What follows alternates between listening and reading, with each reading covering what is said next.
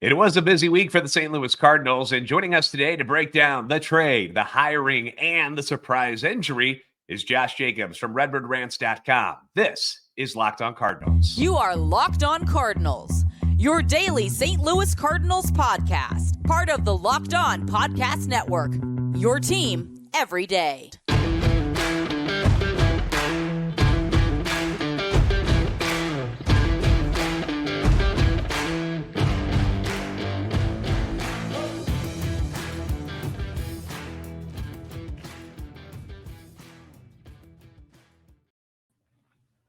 Hey there, Cardinals fans. I'm JD Hafford, and I'm a national radio sports anchor, born and raised in the Lou and a lifetime Cardinals fan, and I'm your host for Locked On Cardinals, part of the Locked On Podcast Network, your team every day.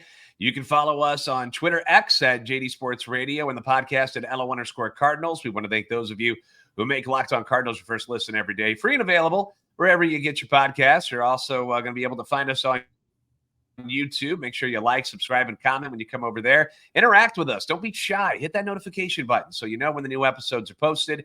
This is a show serving Cardinal Nation and giving the best fans in baseball all of the info about the birds on the bat.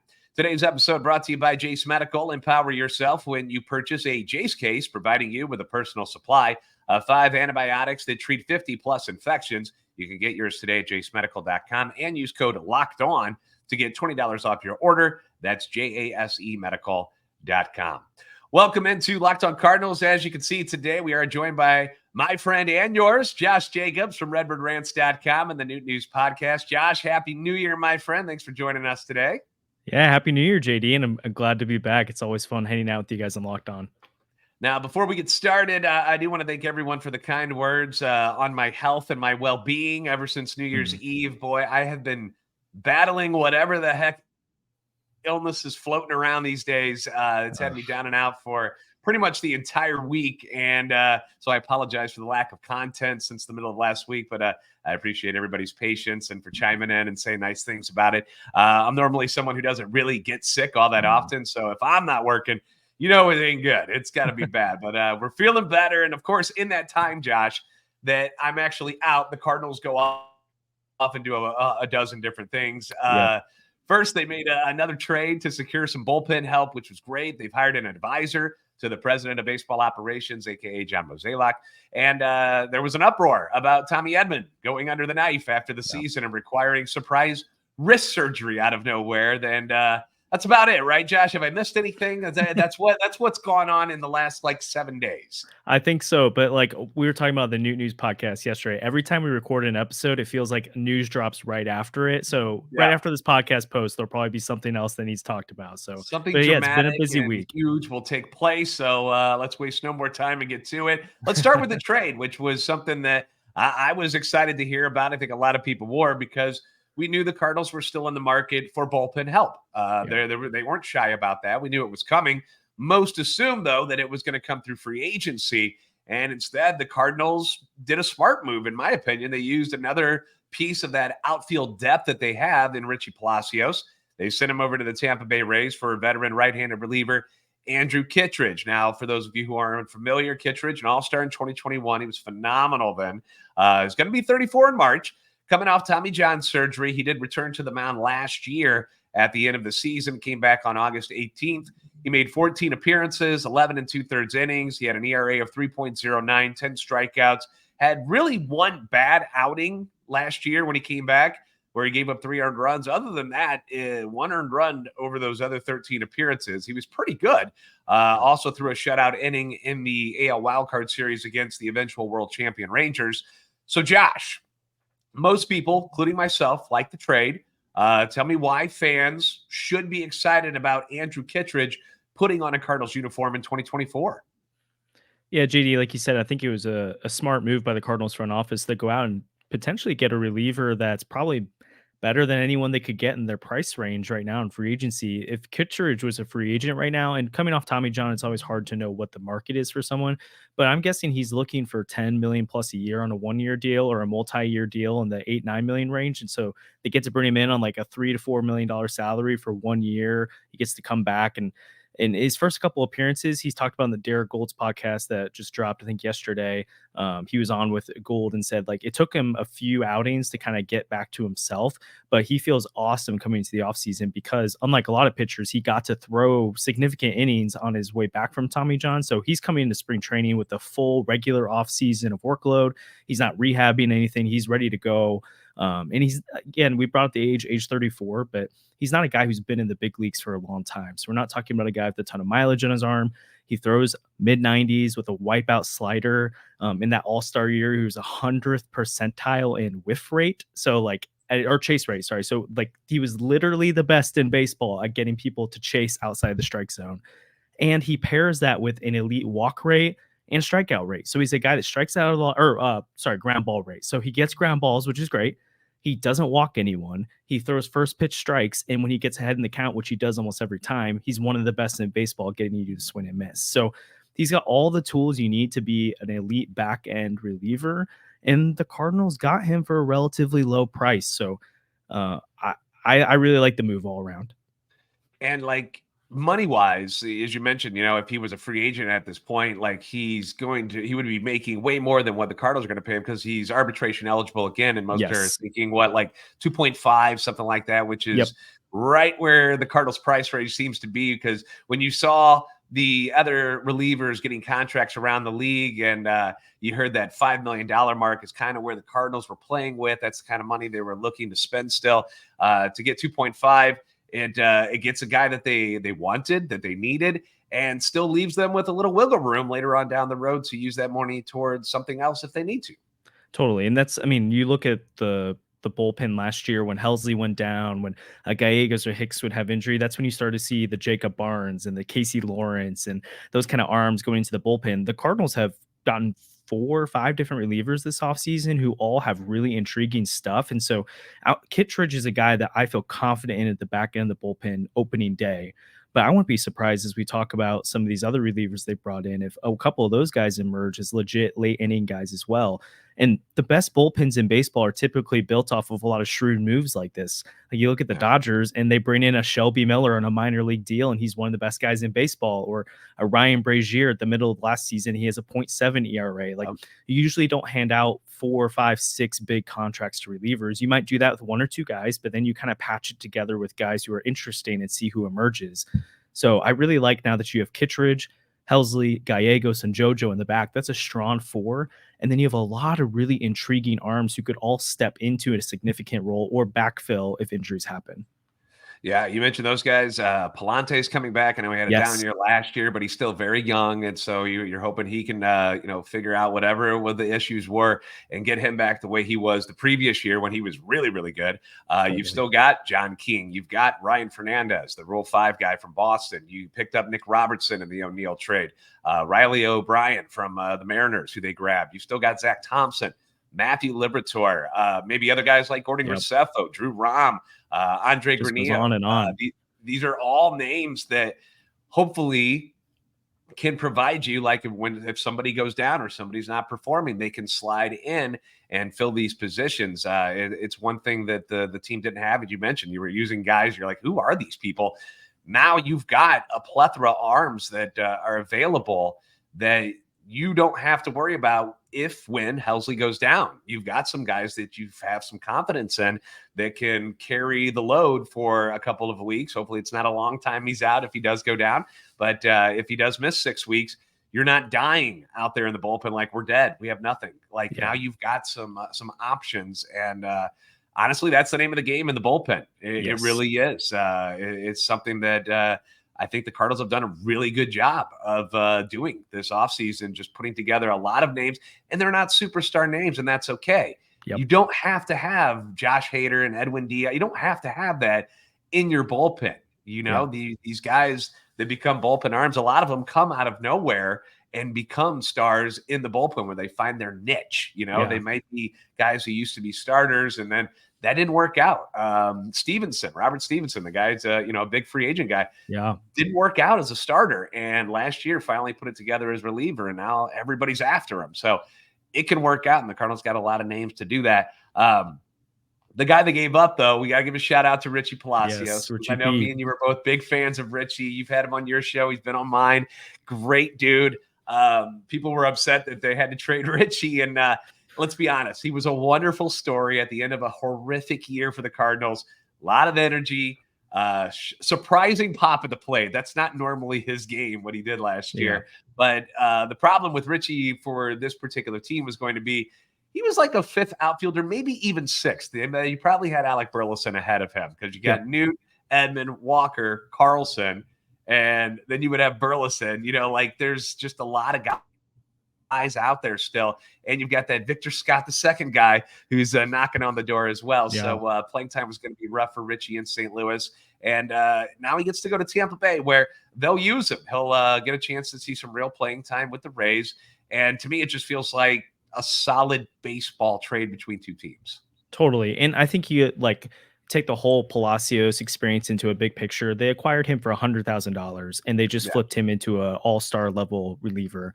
I think that's the bigger win here for the Cardinals is that they made shrewd moves on the edges. And I remember when Palacios was traded for, people were freaking out like, why are they trading for this Richie Palacios guy? Like, what's the deal here? And you see the ramifications of those small moves on the edges. And I think that's the kind of thing the Cardinals that you continue to pursue over time. And you're going to strike out more of those than you're going to hit a home run on. But when you do, for like a guy like Palacios, it was well worth $100K. And like you said, Palacios, he's added velocity to his exit velocity this offseason. He's working with drive lines. So he's a guy that could emerge as a better outfielder than what we know right now. But, I mean, it's the name of the game. The Cardinals, they can't just be afraid to trade away outfielders because of mistakes in the past. And this was an opportunity to upgrade. And so I wish Palacios well. I hope he does really great in Tampa. And I hope it's a win-win. I hope the Tampa Bay Rays has got a valuable outfielder and the Cardinals get a valuable reliever instead or in return for that.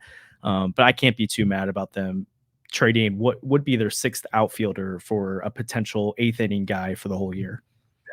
Yeah, absolutely. So I think I just think it was a solid baseball trade. So yes.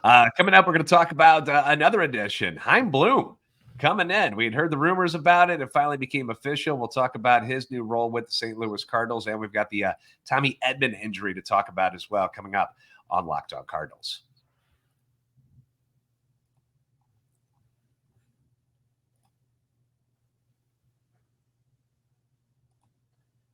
I know we come to sports to escape from some of the crazy realities of real life, but we could talk just for a minute about preparing for tough situations, if you don't mind.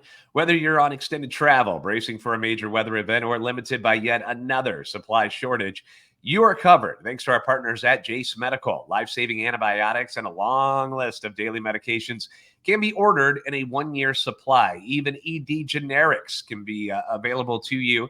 Jase Medical helps you out by a thing they call the Jase case. Now, the Jase case is a pack of 5 different antibiotics to treat a long list of bacterial illnesses, including UTIs, respiratory infections. You've got skin infections, among others, tons of stuff that we all have issues with over our lives, and Jase case is there to help you. It could happen to any of us, and all you need to do to get in on this medication to help you through these problems is visit jasemedical.com. You complete your physical encounter. The physician encounter, it will be reviewed by a board-certified physician, and then those medications that you need will be dispersed by a licensed pharmacy at a fraction of the regular cost. So it never hurts to save a buck or 2 or 3 over time when it comes to getting the supplies that you need. So it's never been more important to be prepared than today. So head on over to jasemedical.com and use the offer code Locked On to get $20 off your order. Once again, go to jasemedical.com. That's JASE medical.com. Use the offer code Locked On, get $20 off your next order.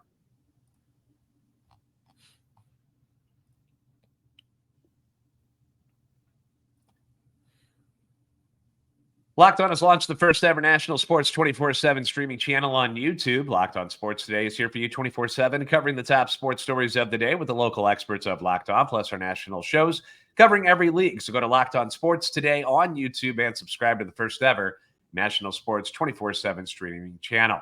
Once again, joined by our friend Josh Jacobs from RedbirdRants.com and the Noot News Podcast. Big news yesterday. The Cardinals were rumored to be in discussions with former Boston Red Sox chief baseball office, Chaim Bloom. early on this offseason, we had heard his name kind of mentioned, and it was made official yesterday. And they've now hired him to be an advisor to John Mozeliak. A little background on Bloom was that he was with the Red Sox. They reached the 2020, this because people get upset about this. They reached the 2021 American League Championship Series under Bloom. Then they went 92 games in 21. They fall on hard times in 22 and 23, finishing last in the AL East both seasons. So people are like, why do you want a dude who was in a position where this team failed? Before that, Bloom spent 15 seasons with the Tampa Bay Rays. It was 05 to 2019 in their operations department, including the final 3 as the club's senior vice president of baseball operations. And Josh, I think this is the part of the resume that the Cardinals were more interested in. Mozeliak said this about Bloom, that the main purpose for Chaim isn't player acquisition. It's not roster building. It's more about organizational structure. And that is something that I think we can all agree the Cardinals have lacked in over the last few years, which has kind of led them into the place that they were last year, where things were kind of a mess. Your thoughts, Josh Jacobs, on the hiring of Chaim Bloom? Good, bad? What do you think? I love it. I mean, and again, we're talking about an advisor role here. So people, I mean, maybe you could freak out a little bit if he was the president of baseball operations 5 months after being fired from a similar position somewhere else. But again, you look at his Red Sox tenure in his first offseason, he's basically forced to trade Mookie Betts by the ownership group. And I don't that really wasn't know. his call, by the way. That was exactly. And then you also put into account too, like, yes, the package they got back was bad, but they asked him, or they somehow in the process attached David Price's terrible contract to Mookie Betts too. So they were able to move off of a ton of money because of that. And so that's also significantly impacted the kind of return they could get. They still made an ALCS in his time frame there. And you look, like you said, the organizational structure, the farm system, identifying talent, that's something he did an incredible job with the Rays. Some of the pitchers they drafted and developed during his time, Shane McClanahan, Gavin Williams, Joe Ryan, Taj Bradley, Matthew Liberatore. Again, a lot of pitchers there. And then you look over at the Red Sox, they have one of the top farm systems in all of baseball, which they were not in a good place when he came in. He didn't draft Brian Bravello or Cutter Crawford, but he did help develop them. And then again, in the next year or two, we're going to see some really incredible young talent come up in Boston, and it's from Chaim Bloom's time there. And then again, you start to pull these dots here.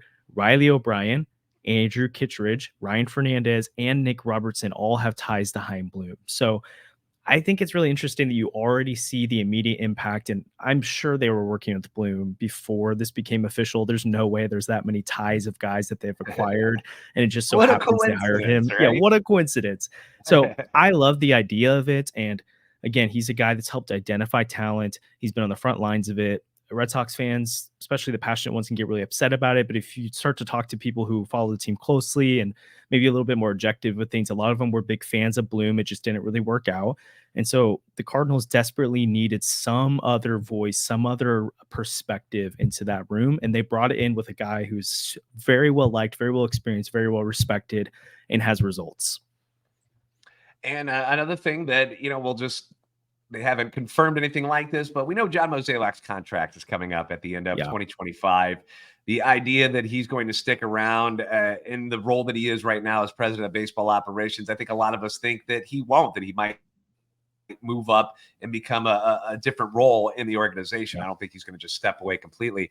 And why not groom somebody like Chaim Bloom to come in who may have learned some from some of the mistakes that happened in Boston and spend a lot of time in a great organization like Tampa Bay to be that next guy that might come up. I'm not saying it's going to happen. Again, he's only an advisor right now, but it's just something to think about as you consider the future in a couple of years. Randy Flores just got promoted as well. He's another name that's people have thought about. Maybe he's somebody who could take over for Mozeliak after he's done. But it's a hiring that I don't think Cardinals fans should worry too much about. I don't think it's a bad thing. It's hard for me to find the bad part of it when he's just an advisor, and this could be something that lasts a year or two. It could be something that ends up leading to something bigger in the future. But we all think that, at least I shouldn't say we all. I have always said that it was like John should be looking around at different organizations, how they run things, to go see where things went wrong with the Cardinals and improve from that spot. Okay, what can we do? And he's going to do that now. He's getting a different voice where it's not just it's my way or the highway type of thing, which I think a lot of fans feel John Mozeliak might do from time to time, where it's like, well, we're going to do it my way. And instead, he's going outside of the organization, going to somebody that he thinks will add something to this team and to this organization to put it in a better spot from this point moving forward. And I think that's great. I think it's a big deal that John is doing that. I really do. Totally agree. And it gives me shades of the Jeff Albert, which I know that's a tricky name amongst Cardinal fans from his role as the hitting coach, but they brought him in a few years before that as a guy to come reshape their hitting philosophy as an organization because they just weren't developing young bats like they needed to. He's a guy that had an outside perspective, and he's a big reason why Nolan Gorman, Jordan Walker, all these young bats are coming up and finding success now because of the changes they've made. It was about 2015, 2016 range, I believe, that Kittredge, who was a big name within the Cardinals front office and really helped with pitching development, left. And Baseball America just put out something that since 2013, the Cardinals have been one of the best organizations the best organization at developing pitching talent. But most of that success came before Kittredge left. And so getting a guy like Chaim Bloom in here to be like, okay, let's figure out where have we gone wrong with pitching development specifically and organizationally and how we're acquiring and identifying that talent. And let's get back to being one of the best in baseball. The Cardinals in the early 2010s were the Rays. They were the premier team people want to look at to develop pitching. And that's what they're trying to get back to. And so you're going to see the immediate effects of it with the types of guys they try to acquire. But then long term, this upcoming draft and the kinds of trades they make long term, you're going to see different kinds of arms come into this organization that are going to be in the mold of what works in baseball today. So again, I think it's a win. And then if that's successful, the Cardinals would be foolish not to consider Chaim Bloom as the next guy. And even if he's not the next guy, he can at least rub off on a Randy Flores or a Michael Gersh and give them some other perspective because they've learned from John Mozeliak their whole time. Why not learn from a couple other guys if they're going to be the next guy? They can't just be John Mozeliak 2.0. They got to carve out their own voice. They got to continue to evolve and become different leaders and lead this organization into what the 2020s looks like. And so again, all around a big fan of this. And I think it has the potential to be the most significant move they've made this offseason. I love Sonny Gray, but I think long-term, the impact of what Chaim Bloom could do for this organization, it could end up being something we look back on and saying, this was a turning point for the Cardinals. Yeah, I think it's a positive thing. And I mentioned that people are afraid that the Cardinals will never change their ways and they won't break out of their mold that's been so successful. And this is showing you that they're willing to do that they're willing to, okay, maybe we ought to listen to somebody else just to see where it's at. And obviously they like what they've been hearing. So Chaim Bloom, now part of the Cardinals organization. All right, we're going to talk about Tommy Edman's surprise injury, which it got everybody upset once again, and John Mozeliak calling him a liar and all this. So we're going to get into that next with Josh Jacobs from RedbirdRants.com. on Locked On Cardinals.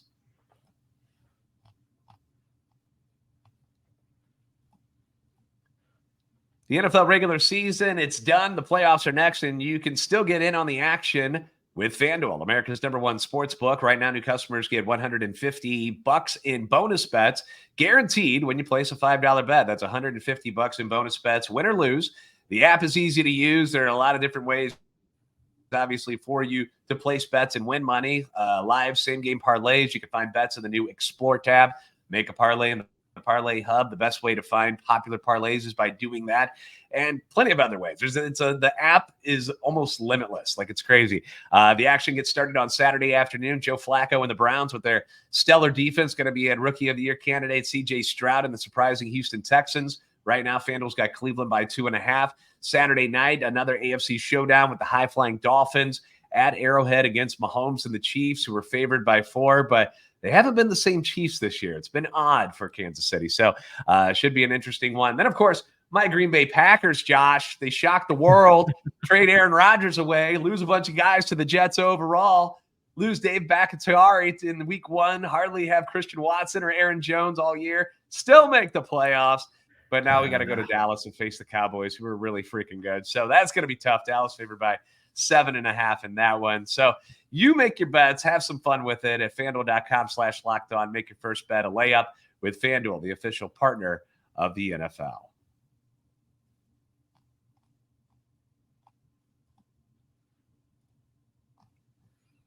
Locked On has launched the first ever national sports 24/7 streaming channel on YouTube. Locked On Sports Today is here for you 24/7, covering the top sports stories of the day with the local experts of Locked On, plus our national shows covering every league. Go to Locked On Sports Today on YouTube and subscribe to the first ever national sports 24/7 streaming channel. Again, Josh Jacobs from RedbirdRants.com and the Noot News Podcast joining us today.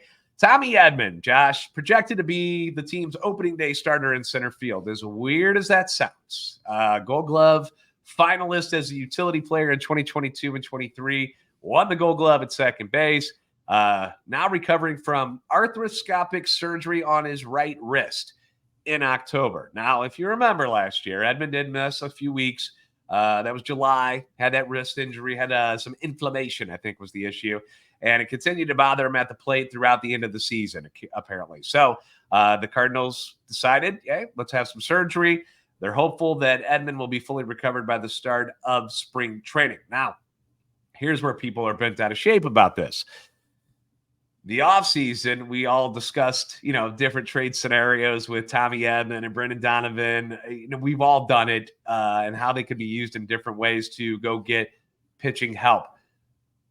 Well, you can't really do that when they're hurt. So Edman's injury came as a bit of a surprise and upset people because the media asked, and they always do this at the end of the season. And remember, the Cardinals didn't do like a post-season exit interview type of thing. They didn't have that press conference. Yeah. But apparently the media had asked John Mozeliak, straightforward, were there any other injury concerns at the end of the year? And they told him no.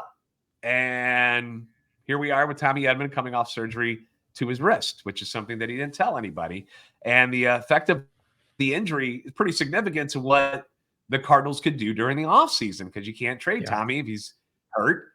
Brendan Donovan coming off of his elbow surgery, hurt. Dylan Carlson, the other name that a lot of people thought would get moved, he was hurt, ankle problem last year. So it really kind of, now when we look back at it, you're like, all the lack of moves, I guess you could say, that the Cardinals didn't make. Now we kind of know why, because it's hard to move these guys when they're all injured.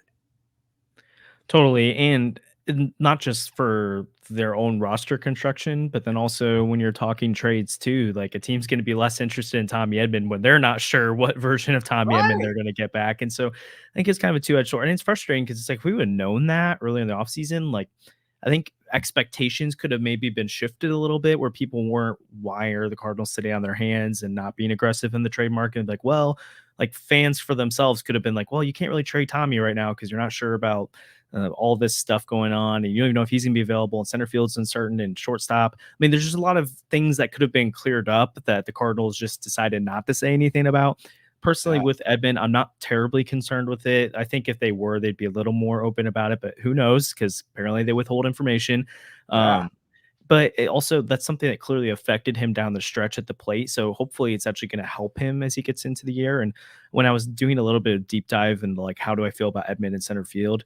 If you had stretched out his performance over a full season, he would have led the league in defensive runs saved out of center fielders. So it's insane that he wasn't playing center field every day. Like he just got thrown in there and was instantly one of the best range guys in all of baseball there. So below average arm, but he's going to make up for it with the range and the glove he has out there. And so he's a valuable piece to the Cardinals if he's healthy. But again, if there's any hiccups there, they do have Dylan Carlson, which is good that they kept him. They do have Larson Newbar who could play there. Victor Scott is really needed. They can put him up there sooner than they want to. So I think they'll be okay. I'm a little bit more concerned about shortstop depth right now, because if there's questions about Edman and then Wynn's not ready to go, like I love Thomas to JC, but he's not a natural shortstop, and that's a big ask to be the everyday guy if something happens. Don't really know if Jose Fermin's the answer there. Right. So I think shortstop's the position I'm circling right now, is this could go poorly if one or two injuries happen. Yeah, because that's one thing where, and you hate to say it because, people bash on him and stuff, but it's why Paul DeYoung was kind of important to the team last year, because you didn't have anybody else who could play shortstop. You needed a guy that was going to be okay with sitting down at the end of the bench for most games, but still be able to come in when you needed him and supply you with some good defense at the end of games and whatnot. And now you don't have that. That depth there is gone. I mean, I'm not saying go find your next Paul DeYoung, but I am with you. I'm concerned as to what they're going to do if if Mason Wynn, heaven forbid, falls on his face in the first month and a half, and it doesn't work out the way we all anticipated, well, I have faith in the kid. I think he's going to be fine, but you got to get some sort of offense out of that position at some point. And and when you go look at his numbers, he wasn't really offering it. He looked better to me. He was going opposite field, and he looked better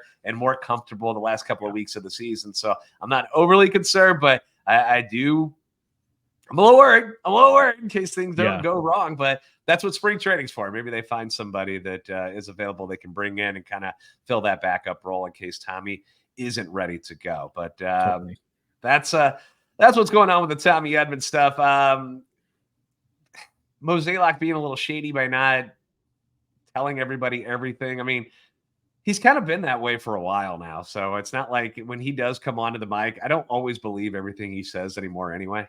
So this doesn't really change my outlook on what John Mozeliak or what kind of guy he is. I mean, it just seems like he's keeping things a little closer to the chest these days, that he's not as much as willing to go out and give away all the details of everything that's going on, no matter who asks him about it. So, but what are you going to do? That's just the way it is at the moment. But I appreciate you coming in, man. We got to lock things up here and wrap it up for the day. But a reminder to follow Josh on Twitter, Josh Jaco MLB. Go to the Noot News Podcast with him and his boys. They are there talking all things Cardinals all the time. I enjoyed your guys' draft the other day. Oh yeah, you guys were doing the greatest Cardinal players draft. That was fun and entertaining. Thank you. That's tough.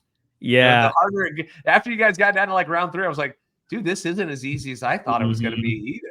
And there was a few times where I made a pick and I felt excited about it, and then I'm like, oh, I missed that guy. And then you have to kind of play the roster construction of like, you love the first baseman, but there's like 8 really good ones, but there's not really good shortstops. So it was more of a thought exercise than I thought it was going to be. So it was really fun.